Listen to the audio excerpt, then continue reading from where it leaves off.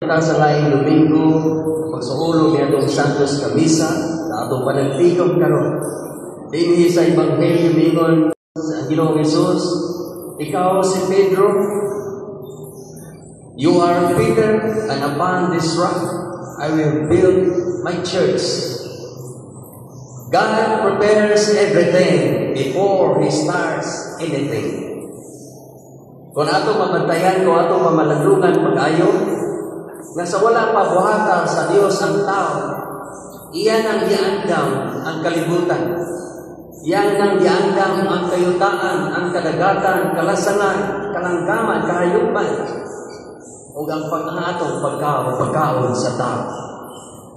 Giandam na anata o ang kagi sa wapan niya buhata ang tao. Sa dihang, sa wala pa mamatay, atong Ginoo, wala pa siya mabanhaw. God trains people. Jesus chooses people. Yan ditudluan. Nagtawag siya mga tao na aron pag-ayaron niyang tudluan o andamon. What is the purpose of choosing people before His death and resurrection? To continue His mission He started. He equipped them. He gave them the necessary things. He gave them the necessary knowledge and wisdom. Si Peter, who is Peter? Si Pedro is a person with a character of impulsive, compulsive, and obsessive. Sometimes harsh words come from his mouth. Busing ang iyang kinaiyak attitude niya, character, busing. Mapugsanon, madaling-daligon, makalit-kaliton. But he needs the grace of God, the forgiveness of God, the mercy of God. And Peter is open to the prompting of the Holy Spirit. Muli nakalahin niya. Ibisan pa man sa iyang kinayaw, kinsa man siya, na aduna makita nga adunay ang iyang kasing-kasing abli sa kanunay. Taon sa may sugo ipadala sa Ginoo kaniya. Muna niingon siya, noong sa una to, putan, sa una to pangilang na kini si Pedro, special siya. How do we know? Jesus asked him, sa diya mayingon si unang pangutana sa itong Ginoo, iyang itestingan si Pedro, ang mga apostoles. Sumala sa mga tao, kinsa man ang anak sa tao. So Jesus was gathering knowledge, information coming from the public, a public knowledge. So, hindi mo siya, hindi mo mga tao, ang tanungan ka, ikaw ang propeta, na napuhi, ikaw si Juan Bautista, kinsa mo itong mga inilan ng mga propeta. Apa na mo pamutan na, Diyos o pamutan ng address to them directly. But to you, who is the Son of Man? O si Pedro, abdi kayo nga mitubag. Sa iyang tubag, niingon siya, ikaw mao ang Mesiyas, ang anak sa Diyos na buhi. O kini mao gisulti ni Jesus. Ni Pedro sa tubag ni Jesus, ni Pedro sa pangutana ni Jesus. Ang tubag, niingon si Jesus, ikaw, Pedro, sa ibabaw ni batong tuporon ko ang akong iglesia. Nga kini si Pedro, automatic ang iyang tubag. Assured siya sa iyang mga tubag. O nakaila siya, nakakit sa kini si Kristo. Nga si Kristo, mga Messiah, mga manluluwas. Kung sa may iyang mga sources, by hearing, by listening, and by encountering the personal encounter with Jesus. And Peter embraced it all with faith. Unsa may iyang nadunggan bahid Kristo? Unsa may iyang nakita niya ni Kristo? Unsa may iyang napagkailan niya ni Kristo? Iyang gidawat na. This is now the right time.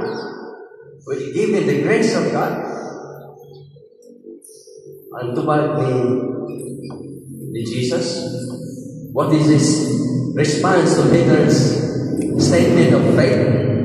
Jesus is to confirm, Jesus' response is to confirm Peter as someone who has received heavenly insight.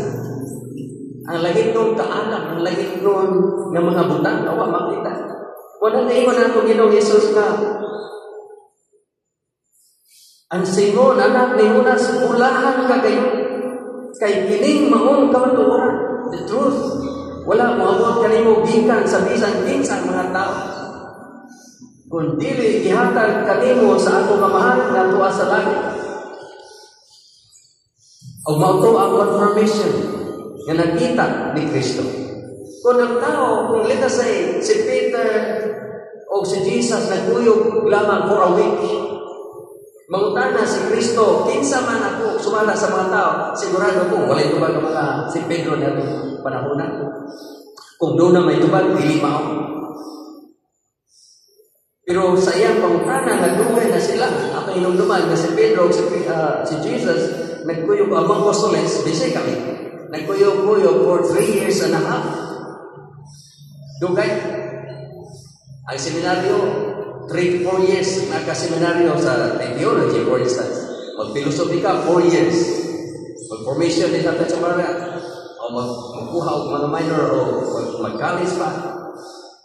3 years na. So, ang iyang nagkatunan ni Pedro, sa iyang tubag bahay kung kinsa siya, dili lang kay maong kamatuoran, pinagagikaan, so sa iyang personal knowledge about Jesus. But it was given to him by God. Itagahaan siya, grasya sa Ginoo. Ang nakita niya, ang iyang isulti is a full of heavenly insight. The confirmation according to Jesus, you are, sir, ikaw, Pedro, o ibabaw na yung bato, tukuron ko ang akong iglesia. Si Pablo, kinsa man si Pablo? Karong adlaw fiesta kapistahan man eh. Karong adlaw kapistahan sa Biblia ni Pedro o Pablo. Peter po, kinsa man si Pablo? Pablo is a faithful Jew. Matinuoron siya sa iyang religion ng pagkabudyo, the Jewish religion. Mabitaw iyang igugod ng mga Kristiyanos nga mga matuhod kaniadto nga naman nagtuo man sila na nagtudo og sayo. Kay bago sa ilang pagdulog, pagpanalugan, nagtuo sila nga kini mao dili ni Ginoo, fake news ni. Nya daghan ang misunod, daghan ang ituo. Nila mga Hudyo. So the unwavering faith of Jewish religion, is so committed, giving himself even after death. But God, Jesus revealed him and called him in his unique and special way. Mga nga doon nagbaton na doon na siya kaisog sa pagbiya sa diyan itawag siya ni Kristo. Doon na siya nagbaton siya ikong kaisog gabiyaan niya ang iyang relihiyon nga iwan kahumusan kabutiw o iyang isunod si Kristo. Ang pagtawag ni Kristo kanina. And Peter organized the church, organized the community. Mao diha sa Biblia, kung imong tanaw ng Biblia, daghan si Paul nga mga sinulat. 1 Corinthians, 2 Corinthians, Romans. Daghan diha nga masulat kisay gasulat. Si Paul, si Pedro, unsa man iyang sinulat duha ra ko. 1 Peter and 2 Peter. Wa nay lain. Pero si Paul, daghan ako kay sa contribution diha sa New Testament. Makita nato kung yun siya pagtawag sa Ginoo. Unsa siya ka-epektibo sa mission nga iyang gihatag ngadto sa Ginoo. Si Pedro, si Pablo, they are inseparable. They are the church foundation, but the founder is Jesus.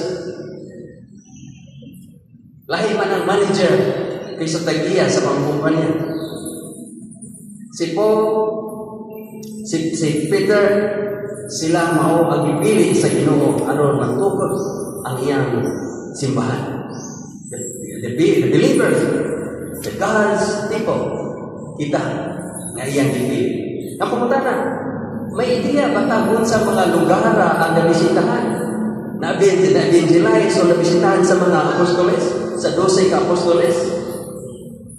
Akong basahon, dili lang ako, leader kayo. Ako lang basahon, ang ilang mga lugar nga nagsitahan. Sa 12 ka apostoles, Israel, Palestine, Syria, Turkey, Rome, Greece, Russia, Macedonia, Scotland, Iraq, Armenia, India, China, Africa, Jordan, Libya, Peru, Lebanon, Spain. O diha sa 12 ka apostoles, kang kinsa man tang kaliwat sa atong pagtuo ang Pilipinas, kang kinsa man kaliwat. St. James, si Santiago. Nga naman, si Santiago, siya naabot sa Spain. O ang mga Espanyol, ni maabot niya sa Pilipinas. Mga kita, mga anak ta, ni Santiago, sa mga 12 apostoles, connected ta ni Santiago. Ang pagkutana may soon, what can we learn from the feast day of Paul and Peter today, from the gospel today? Kung sa may ato magkatulan. Through our baptism, we have all been incorporated in Christ's mission. Sa dihan kita nakadawat sa bunyag, we are automatically a missionary in nature. Apan diha sa atong pagka-misyonaryo, lain-lain ang trabaho. Doon ay gitawag ng mahimong choir. Doon ay gitawag mga lectors, commentators, servers. Doon ay gitawag mga katikista. Doon ay gitawag mahimong pare o madre. Doon ay gitawag na mahimong maayo, Diyos nun, relihiyosong gilikanan o pamilya. Doon ay gitawag na mahimong political leaders. Kita ang tanan, adunay mission, why exempted nato the moment you receive baptism.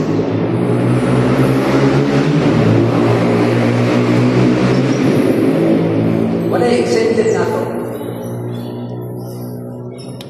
Bisag unsa ka man sa imong kinabuhi mo nga, even if you are working in the government or working in a church or working in a foundation, you have in you the mark of Christ. What is this mark of Christ? The trademark of Christ. The cross.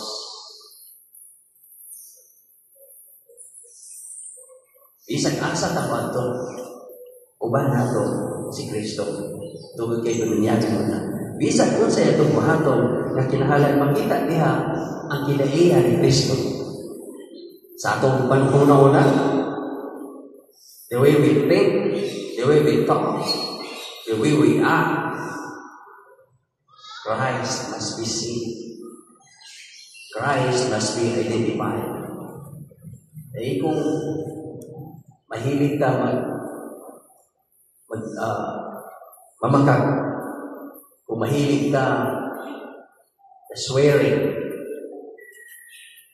mamalikas, asa si Kristo nila. Brothers and sisters, Peter and Paul, they are not perfect just like us. They have their own differences. Mabitaw si Pedro at Pablo, magsige na silang debate. Nga naman, managlahi ang ilang background, magnaglahi ang ilang kultura. Apan usa lang ang mission.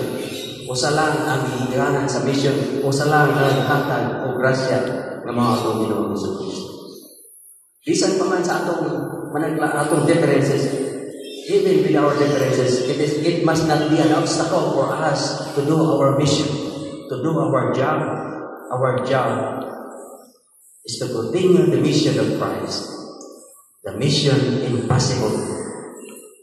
But this mission impossible becomes possible with the grace of God. Amen.